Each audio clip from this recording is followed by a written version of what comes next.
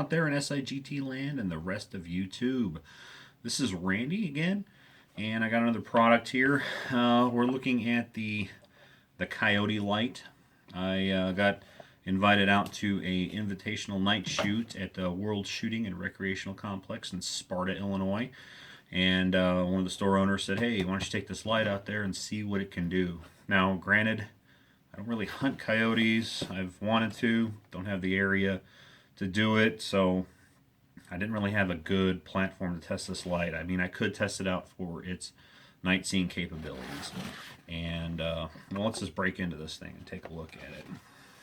So it is pretty big, and this big light is color coded on the box. I guess you can only buy one color at a time. It's not a multicolor type thing, so it's not like I can use this for multiple things. Here, I'll show you here on the box. Here's a little color chart. It says, okay, as its scope mount, it's got a 1-inch 30mm red, green, white, and infrared for your night vision seeing things, and then the different plug adaptions for American, European, so on and so on.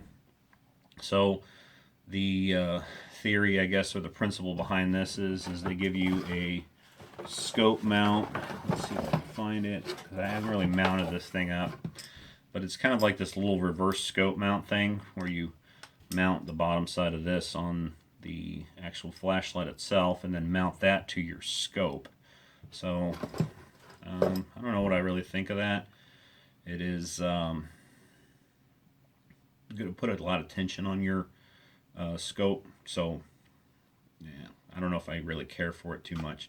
Can't really say because I haven't really mounted it on any scope, because like I said, I'm not coyote hunting.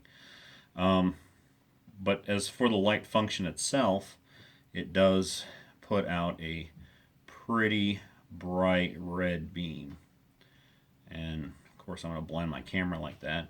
The other thing you can see behind me there, lighting up the locker, is it's variable, so we can tone that down a little bit.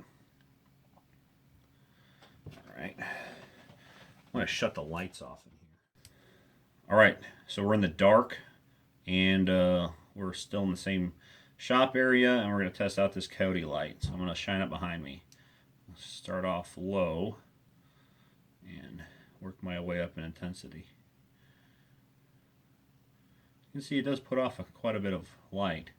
Now, the one thing I did notice also, it's got a focus on here, and you can focus it down to a really straight beam for really far viewing, and then you can also widen it out. Now, I'll show you in the video here where, showing it at different distances with the focusing beam. Alright, a couple of pluses and minuses. I really don't have a format set up for this yet, because it's just a non-gun product, but it's not a gun as a product, it's just a product for a gun accessory. So, the general overall construction, it's got a really good stout aluminum body on this thing, and the control is nice here in the back. It's just a simple variation switch. Looks like you can plug in the charger, which here's a charger pack. Just plugs right in the back there, I guess, to charge the batteries. It does say it runs off of two 18650 batteries, which they're pretty big stout batteries, and great life, longevity out of an 18650. So that's a good plus. I think the big negative is the mounting system to this is they only give you the one ring for a scope mount that I can see. Now, I don't know if somebody else has grabbed something else off of this, but you only have that one scope mount ring.